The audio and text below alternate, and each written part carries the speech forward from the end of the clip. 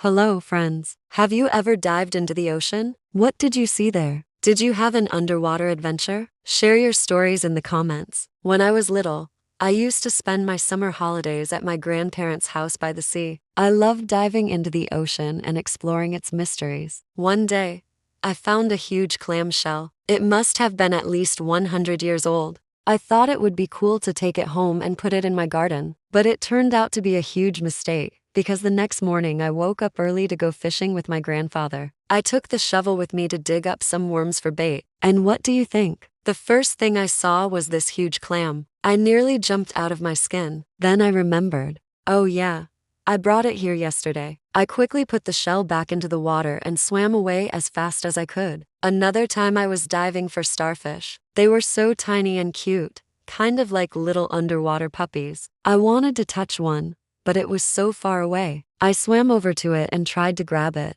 but the moment it saw me, it hid under a rock. I was so upset. I thought maybe if I looked for a long time, I would find a bigger one. So I kept searching and finally saw a huge starfish. It was red and orange and looked like a real jewel. I wanted to take it home so much. But then I remembered a story my grandfather told me about how starfish are very important for the health of the ocean. So even though it was hard to say goodbye, I had to let it go. Once I was lucky enough to see a real sea turtle. It was so graceful and elegant, just like a ballerina. I wanted to get closer, but it was afraid of me and kept swimming away. I followed it for a while until it disappeared into the coral. You know, sometimes I miss those adventures. It's not the same when you go to the beach with a bunch of people. It's much more fun when you explore the ocean on your own. So what kind of adventures have you had in the ocean? Tell me in the comments. And don't forget to subscribe. See you soon. Bye.